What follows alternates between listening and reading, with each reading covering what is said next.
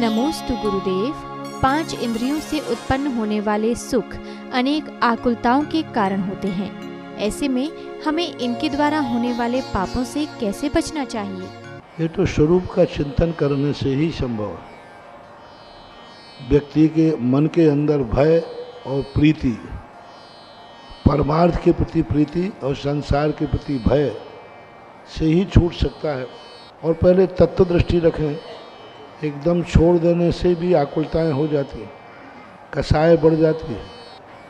औषधि जब भी छोड़ना चाहिए जब समाधि लेने की हिम्मत हो, अन्यथा औषधि छोड़ करके संक्लेश परिणाम और हो जाए।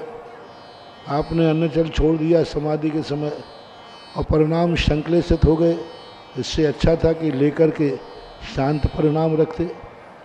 तो इसलिए हमारे यहाँ त्याग के लिए शक्ति तस् त्यागा है, शक्ति के अनुसार त्याग करो।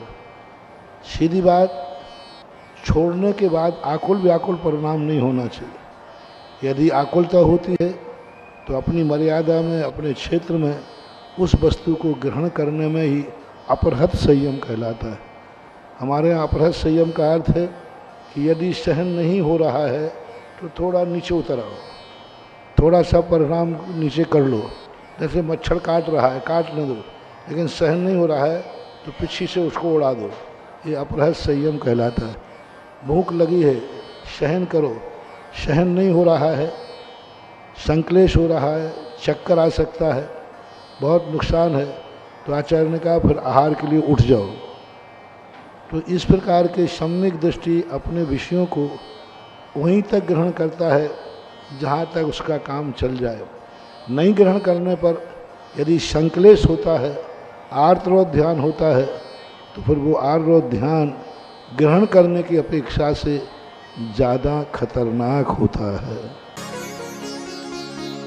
नमोस्तु गुरुदेव। पापानुबंधी पुण्य, पापानुबंधी पाप और पुण्यानुबंधी पुण्य एवं पुण्यानुबंधी पाप को हम गृहस्थ कैसे समझें?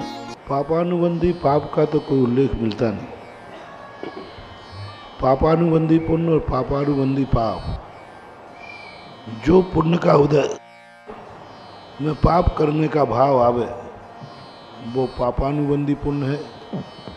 जैसे किसी को लाख रुपया बचे, उसको जुआ खेलने का भाव आ रहा है, शराब पीने का भाव आ रहा है, तो पुण्य के उदय से तो लाख रुपया बचे, लेकिन उसके पाप करने के भाव आ रहे हैं। इसको बोलते हैं पापानुबंधी पुण्य। पुण्य तो आया है लेकिन पाप का अनुबंध करा रहा है। पुण्यानुबंधी पुण्य कहता है लाख रुपया बचे हैं तो चलो किसी धर्म कार्य में लगाते हैं, किसी अच्छे कार्य में लगाते हैं, ऐसा भाव आया तो पुण्य के उदय में उसने पुण्य करने की बात की, ये पुण्यानुबंधी पुण्य कहलाता है। आप पापानुबंधी पाप मान सकते हैं, वैसे ही पाप कर्म का उदय है। गरीबी है फिर भी पट्ठा शराब पी रहा है, गरीब है फिर भी शराब पी रहा है, दुखी है फिर भी कैंसर हो रहा है, डॉक्टर मना कर रहा है, फिर भी गुटखा खा रहा है। पाप के उदय में भी पाप करने का भाव आता है, उसको पापानुबंधी पाप कह सकते हैं। नमोस्तु गुरुदेव। चक्रवर्ती का भोजन 32 ग्रास का होता है। क्या चक्रवर्ती ने अपने विवाह में 3 फेरे लगाए थे?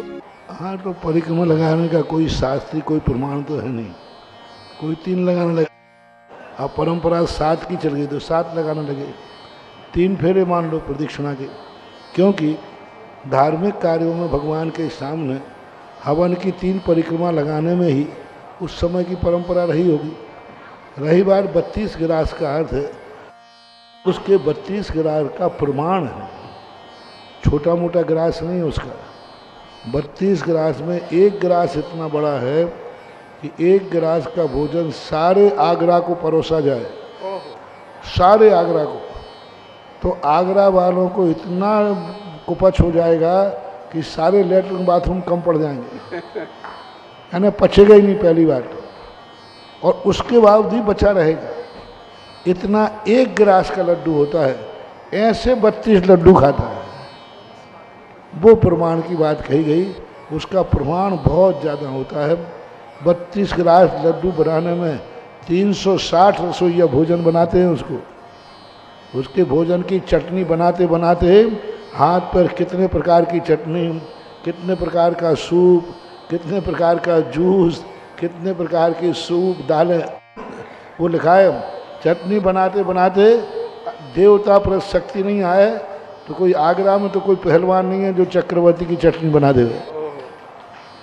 चक्रवर्ती की नहीं, खाने की चटनी। तो वो उसका वैभव है, एक प्रमाण के रूप में उन्होंने दे दिया, ऐसा माना। नमोस्तु गुरुदेव। क्या सभी प्रकार के कर्म बंधन का कारण है और कर्मों की उत्पत्ति कैसे होती है? कर्म बंध का कारण नहीं होता, कर्म से बंध होता है। नियामक यदि बंध कारण मान लिया जाए तो फिर कभी मोक्ष होगा ही नहीं। लेकिन जब भी बंध होगा कर्म के उदय में ही होगा। जब भी राग द्वेष होंगे कसाय के उदय में ही होंगे। लेकिन कसाय के उदय में उसी क्वालिटी का राग हो, द्वेष हो, ऐसा कोई नियम नहीं है।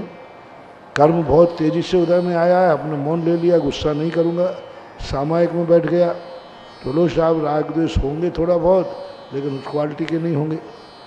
यदि ऐसा नहीं मानेंगे तो कर्म का क्षय कभी होगा ही नहीं। इसलिए कर्म से बंद होता है ऐसा ना कह के, जब बंद होता है तब कर्म का उदय जरूर होता है, ऐसा नहीं। नमोस्तु गुरुदेव। राजनीतिक क्षेत्र में त्यागी वृत्तियों के प्रति सामान्य जागरण कैसे लाना चाहिए और धर्म एवं मंदिर में चल रही राजनीति से हमें कैसे बाहर निकलना चाहिए? ये राजनीति नहीं है, ये राजनीति की विकृति है। विकृति को यदि हम राजनीति कहते हैं तो राजनीति तो विकृति है। कोई मुनिमराज यदि गलत कार्य कर रहे हैं तो वो श्रमण संस्कृति नहीं है, उसकी विकृति है। आज जो मंदिरों में राजनीति हो रही है राजनीति नहीं है, ये विकृति कहलाती है। और देश में भी जो गड़बड़ हो रहा है वो विकृति है। वास्तविक जो राजनीति है, यदि राजनीतिक विकृति होती तो हम आज ये नहीं बोलते आई लव यू राजनीति। हाँ, भारत राष्ट्र यदि बुरा होता तो हम भारत से प्यार नहीं करते। राजनीति बहुत अच्छी चीज़ है। जिंदगी जीने के लिए जितनी धर्मनीति जरूरी है उतनी राजनीति, राज अनीति लिखा है कि राजनीति लिखा है? नीति, नीति का अर्थ क्या? अच्छी राज की व्यवस्था बनाने के लिए जो नीतियां निर्धारण की जाए वे बुरी कैसे हो सकती हैं? राजनीति ग्रंथ तो साधुओं ने लिखे हैं। राजनीति ग्रंथ सारे साधुओं के लिखे हुए हैं। जितने राजा महाराजा थे साधुओं के पास अध्ययन किया। श्री रामचंद्र जी ने एरा नाम के क्षुल्लक जी के पास अध्ययन किया। तो राजनीति बुरी नहीं है। अब विकृति तो देखो हर चीज़ में आती है। ऐसा कोई भी मार्ग नहीं है जिसमें अच्छाई और बुराई नहीं आती। मंदिरों में जो विकृति आ रही है वो यदि सही राजनीति मंदिर में आ जाए तो कोई ऐतराज नहीं है। साधु को भी राजनीतिक होना चाहिए, साधु को भी राजनीतिक होना चाहिए। जैसे आज दोपहर में मैं था, मैं सुबह में राजनीतिक बन के बैठा था, आपको उपदेश दे रहा था। उपदेश देते समय साधु को सारी नीतियां अपनाना पड़ती। राजा आएगा तो राजनीति का उपदेश देंगे, गृहस्थ आएगा तो गृहस्थ धर्म का उपदेश देंगे, त्रियंश आएगा तो त्रियंश का उपदेश देंगे। सारे उपदेश आचार्यों ने ही तो दिए हैं। असी मसी कृषि वाणिज्य का उपदेश किन्होंने दिया? आचार्यों ने दिया। ऋषभदेव हमें तो मालूम था ही नहीं कि कृषि कैसे होती है। आचार्य महाराज ने लिखा कि गृहस्थ को असी मसी कृषि वाणिज्य करना चाहिए, ऐसा ऋषभदेव का उपदेश है। तो हमारे लिए अपनी धर्म नीति नष्ट ना हो और सामने वाले की राजनीति प्रवृत्ता आ जाए तो आज के समय में सबको राजनीतिक होना पड़ेगा। और अच्छी राजनीति के लिए सर्व को धर्म नेता होना पड़ेगा। दोनों एक दूसरे के पूरक रहें। क्योंकि राजनीति का अर्थ यदि हम राष्ट्र के संबंध में कुछ भी नहीं सोचेंगे, हम साधु संत राष्ट्र के संबंध में कुछ नहीं सोचेंगे तो तुम रहोगे कहाँ? आज यदि हम सैनिकों के भलाई नहीं सोचें, हम सैनिकों को आशीर्वाद न भेजें तो वो लोग कितना बड़ा अन्याय हो जाएगा। जी आज किसी ने कहा महाराज जी कारगिल में युद्ध चल रहा है, आप सैनिकों ने आशीर्वाद मंगाया है, मैं क्या करूं? भेजें कि नहीं? देना ही पड़ेगा। नहीं मैं नहीं देता हूँ, मैं तो अहिंसक हूँ, मैं तो माला फेरता हूँ। हाँ फिर लो महाराज, सैनिक कह रहा है आशीर्वाद नहीं है तो मैं युद्ध नहीं लड़ूंगा। किसी जिद सैनिक ने जिद कर ली, महाराज जी आशीर्वाद भेजें लड़ने का तो लड़ूंगा, नहीं तो मैं नहीं लड़ूंगा। जो वो नहीं लड़ा, उस सैनिक घुस आई अंदर, अब कर लो सामाई। तो हमें सैनिक को भी आशीर्वाद देना पड़ेगा, राजा को भी आशीर्वाद देना पड़ेगा। हम स्वयं कुछ चीज़ें ऐसी हैं जो की नहीं जाती, कराई जाती है। कुछ कार्य ऐसे हैं जो कराए नहीं जाते, अनुमोदना की जाती है। कुछ कार्य ऐसे हैं जो सामने वाले को रोका नहीं जाता, जैसे रक्तदान। अब रक्तदान के लिए हम कुछ नहीं करेंगे, मना करेंगे नहीं, हजारों की हत्याएं हो जाएंगी, मौत हो जाएगी। यदि मैं कह दूं कि रक्तदान ना देना है और ना लेना है, बोलो कितना विनाश। कल्पना करो, आप लोग तो देखते रहते हो, कितने जीव आज ही मर जाएंगे। यदि मैंने कह दिया रक्तदान देना नहीं, रक्तदान लेना नहीं, कितने संसार में कितने जीवों की हत्या हो जाएगी, कितने प्राण चले जाएंगे। तो फिर क्या करें? नहीं, हम ना मना करेंगे ना हाँ करेंगे। ये तुम्हारी सामाजिक व्यवस्था है, उसको करने के लिए कोई बाधा नहीं है। ऐसा नमोस्तु गुरुदेव।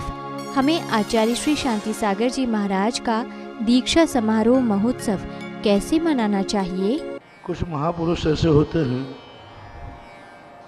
जिनका जीवन वो अपने लिए चलते हैं, लेकिन पीछे आने वालों के लिए वो रास्ते बन जाते हैं।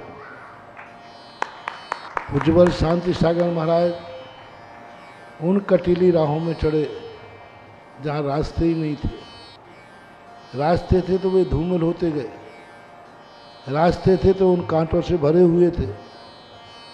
लेकिन पूज्यवर ने जो साहस किया, उसकी बदौलत है कि आज सारे भारत में दिगंबर मुनि देखने में आ रहे हैं। वो हमारे पितामह हैं, हम उनका वंशज हैं। और पूज्यवर शांति सागर महाराज ने 600 साल 700 साल पुरानी धूमिल रास्तों को, कंकरील रास्तों को चल करके ऐसे रास्ते बनाए, ऐसे रास्ते बनाए कि आज कितने साल हो गए, उसके बावजूद ये रास्ते बिल्कुल ऐसे दिख रहे हैं जैसे पूज्यवर ने आज ही साफ करके हम बच्चों के लिए खेल दिया। हम बच्चों में ताकत नहीं थी ऐसे कांटे सहन करने की जो उन्होंने की। वो एक सच्चे आर्ष परंपरा के थे, आर्ष परंपरा उन्होंने धारण की। शांति सागर महाराज को कई पूज्यवर को कई लोग छोटा करना चाहते हैं, उनको पंथवाद से बांधना चाहते हैं, उनको कई अपनी स्वार्थ की पूर्ति के लिए अपने बनाना चाहते हैं। लेकिन पूज्यवर शांति सागर महाराज श्रमण संस्कृत के वे सूर्य थे जिन्होंने आज तक वो किसी पंथ से नहीं बंधे, वो पथ से बंधे हुए थे। उनका पंथ पर विश्वास नहीं था, पथ पर विश्वास था। उन्होंने आर्ष परंपरा की घोषणा की थी कि जो 28 मूल गुणों का निर्दोष पालन करता है वही आर्ष परंपरा वाला है, बाकी सब अनार्ष परंपरा वाले। पंथ पर चलने वाले आर्ष परंपरा वाले नहीं, ना 13 पंथी ना 20 पंथी। ये तो सब तुम श्रावकों के झगड़ों के विषमवाद का कारण है। मुनि धर्म को तो उन्होंने ये कहा था कि मुनि धर्म आर्ष परंपरा वाला है, मुनि धर्म 28 मूल गुणों का वाला है। तो ऐसे आर्ष परंपरा की स्थापना करने वाले, जिस आर्ष परंपरा में निर्दोष मुनिचर्या है, उज्ज्वल शांति सागर महाराज को कई लोग पंथवाद में घसीटते हैं कि महाराज इसके थे, महाराज 20 पंथी थे, महाराज ये पंथी थे। नहीं, मैं उनका ओरिजिनल वंशगत पोता हूँ और मैं उनके वंश का हूँ। मैंने पूरा अपनी बल्दियत को कौन नहीं जानता। पूज्यवर शांति सागर महाराज ने वो एकता का शंखनाद किया, ना उन्होंने किसी का विरोध किया ना समर्थन किया। तुम ग्रस्त हो, तुम जानो तुम्हारा काम जाने, हमारा तो आचार चर्या का पालन करने वाले हैं। इसलिए आचार्य शांति सागर महाराज की आज हम अनेकों बार प्रसंग आने पर बहुत अच्छी अच्छी प्रशंसाएं निकलती हैं। हमारे नेचर में क्या है, चला करके पूछो तो कुछ नहीं बोल पाऊँ, और अनायास इतना बोलूं कि शायद घड़ी कम पड़ जाए। वो सहज में निकलते हैं भाव। और कई बार मैं पूज्यवर के संबंध में बोल चुका। आज पूज्यवर की कितनी कठिनाइयाँ उन्होंने सहन की, आज उनका ऋण, उनका उपकार हम लोगों के ऊपर बहुत अनंत अनंत उपकार है।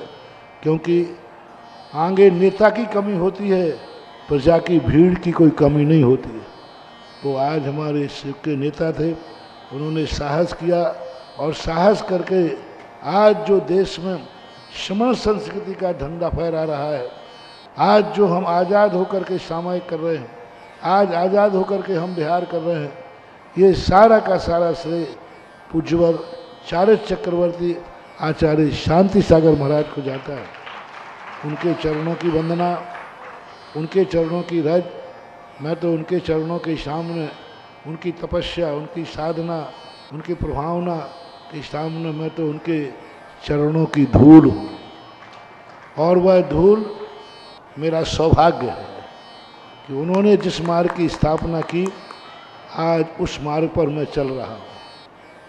मुझे उस बात पर गर्व होता है जो पूज्यवर अकलंक स्वामी ने लिखा, नेमीचंद महाराज ने भी लिखा, शिष्य गुरु शिष्य पर उपकार करता है दीक्षा आदि दे करके, लेकिन शिष्य गुरु पर क्या उपकार करे।